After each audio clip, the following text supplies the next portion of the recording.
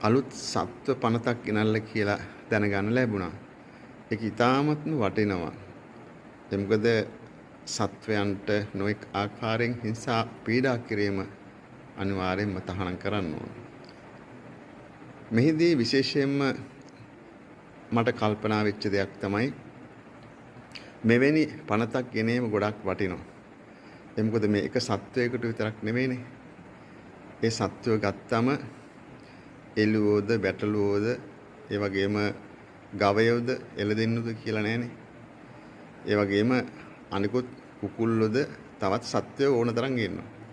මේ හැම සතෙකුටම මේ පනත පොදු වෙන්න ඕන. ඒ මොකද පහුගිය දවස්වල විශේෂයෙන්ම හජ්ජි උත්සව කාලේ ඉතින් අපි දැක්කා පාරවල් වල තැන් තැන් වල මේ හරක් ගැට ගහලා ඉන්නවා. ඉතින් ඊ타ත්ම අසික්කිත ලෙස තමයි ඒ ගවයෝ ඒ එළදෙන්නු ආදී ඒ සත්වයන් ගැට ගහලා හිටියේ. එළුව ආදී සත්වයෝ. ඊ타ත්ම තුච්ච විදියට කියන්නේ ආගමකට විතර නෙමෙයි මනුස්සකමට පොදුවේ ශිෂ්ට සම්පන්න ජාතියකට කොහෙත්ම ගැලපෙන්නේ නැති විදිහට අපි දැක්කා.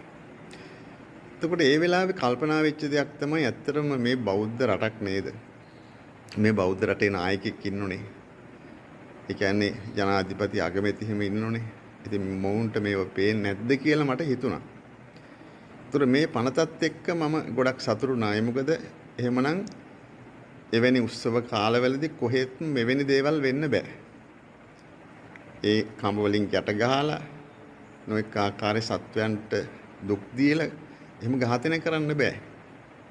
ඒ කියන්නේ දැන් මෙහිදී දැක්කනවා ඒ දන්වැල් වලින් ගැට ගහලා කඹ වලින් ගැට ගහලා එහෙම නොඑක ආකාරයෙන් හිංසා පීඩා කිරීම තහනම් කියලා.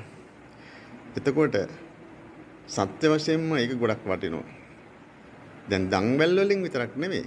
ඊ타ත්ම තියුණු පිහිවලින් මේ හරක් කපලා මරණයටපත් කරන්නේ අතිශය තහනම් කළ යුතු දෙයක් වෙනවා.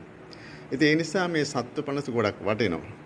ඉතින් ඒ නිසා විශේෂයෙන්ම මේ රටේ දිනෙන් දින සිදුවන සත්ව ඝාතන, සත්ව හිංසාව වළක්වන්න අනිවාර්යයෙන්ම කටයුතු කරන්න ඕන.